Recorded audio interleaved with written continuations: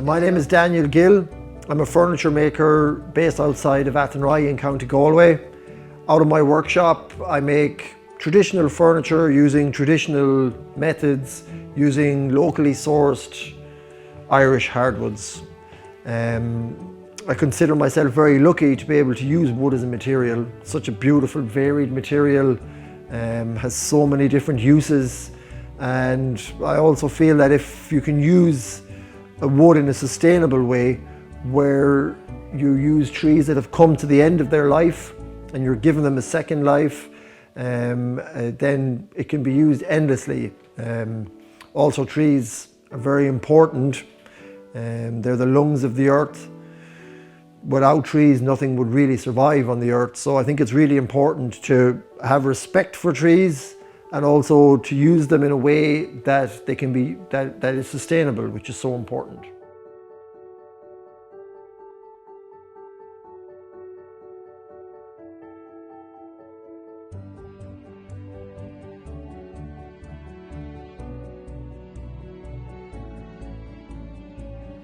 The journey of wood begins with a seed that becomes a sapling and then eventually grows into a 100 or 200-year-old tree.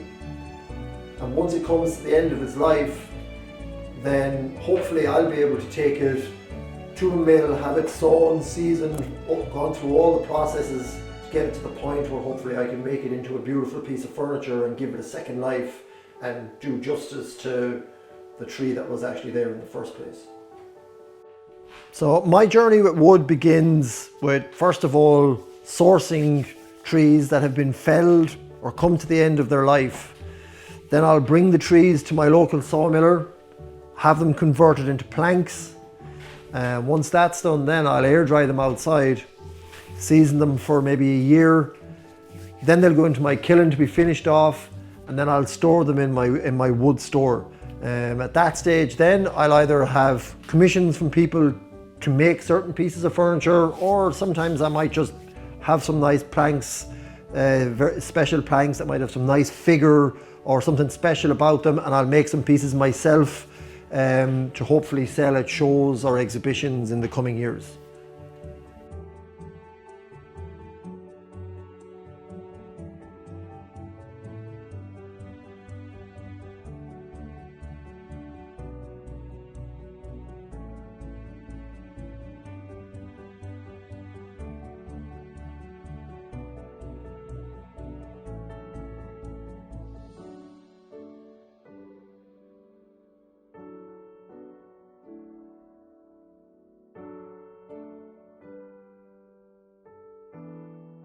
So I'm at my local sawmiller here, Stephen Burke, and I come here to get most of the timber.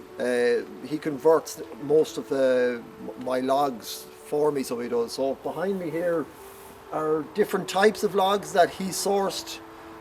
He's a forester, so he works in old estates and he works in forestry. So a lot of times he'll source the logs for me, or if I get some logs that have come to, trees that have come to the end of their life, I'll bring them to Stephen and he'll convert them for me. So what we have in the background here is a mixture of, there's some oak here, there's some elm, and there's some ash.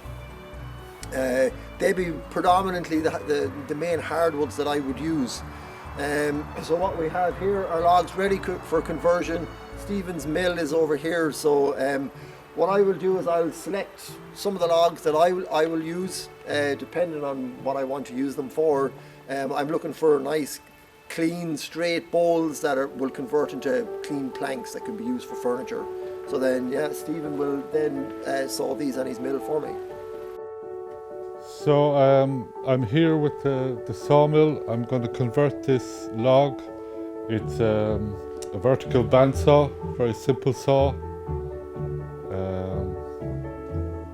Simple diesel engine and a blade that just runs around in a circle.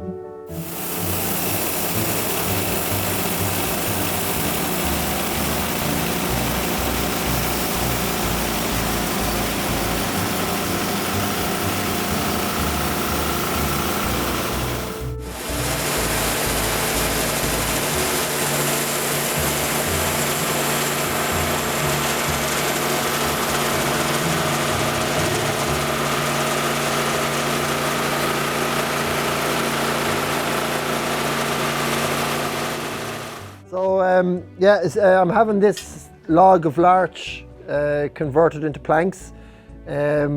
Stephen is sawing it through and through for me, which basically means that the log or the mill will pass through the log.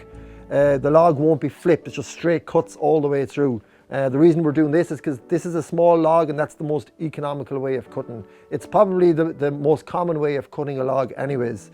When you cut it this way, you get this kind of a flamed or crowned grain, which gives a nice figure for the likes of tabletops or panels. It's not very stable, but it has the most figure.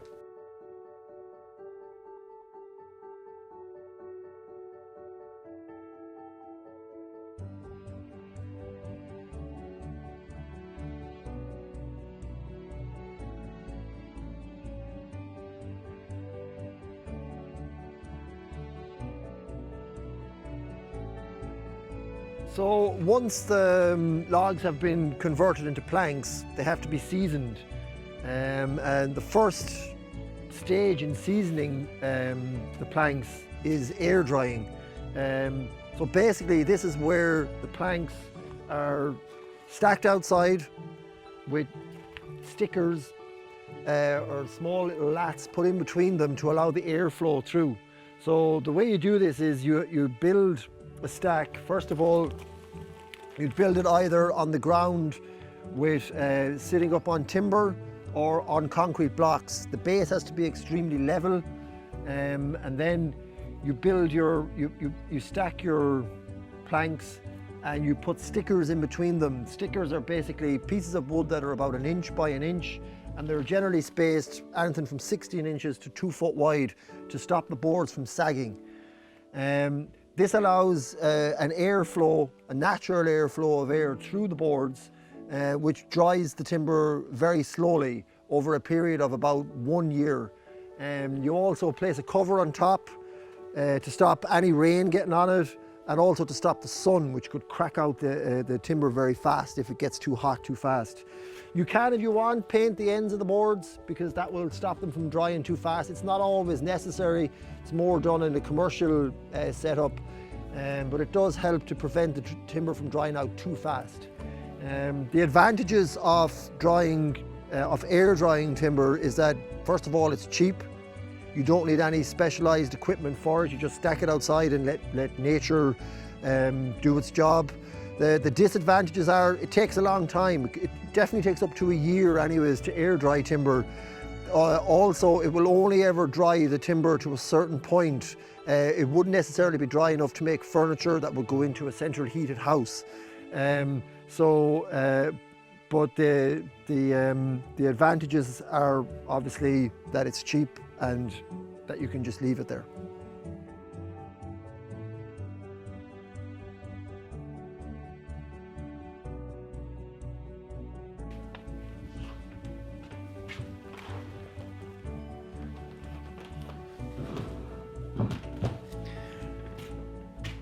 So the next stage in seasoning the wood is to bring the timber into a kiln. Basically a kiln is like a big oven that circulates warm air through the stack of timber. The timber is stacked in the kiln in the same manner as it was outside, with stickers placed evenly in between the stack. Fans then circulate warm air through the timber, which draws out any of the excess moisture that's in the wood. The advantage of having a kiln or drying timber in a kiln is that you can control the environment, so you can dry the timber at the rate that you want. It will also bring the moisture content off the wood down to about 8 or 10%, which makes the wood usable for inside in central heated houses or in a warm area. This means that the wood is less inclined to crack or split and is more stable in use. So once the air has passed through the stack, it will draw out the moisture, which is then taken out through vents and collected outside. And then after about 8 or 10 weeks, the timber is then dry and ready for use.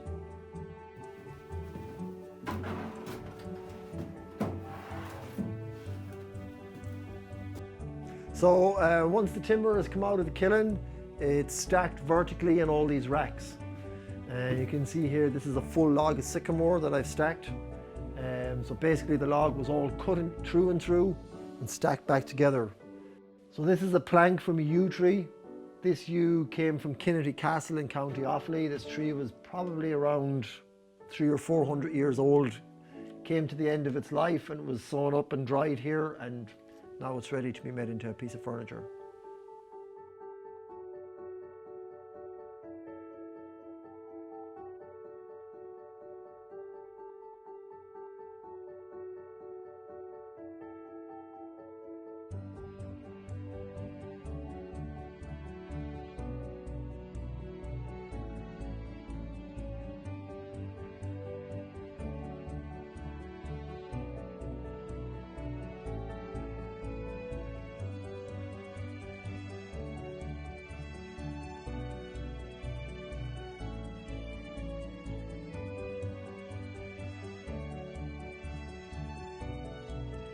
So I consider myself privileged to be able to work with such an amazing material, and also to be able to give trees that have taken so many years to grow a second life, and to be able to honour the traditions and traditional hand skills that are so important today, to be able to keep these traditions alive, and using those traditions then to be able to marry those traditions with a beautiful material, and then by making pieces then that are hopefully will be passed on through generations and keep the craft alive, and also give trees a second life that will hopefully last for hundreds of years.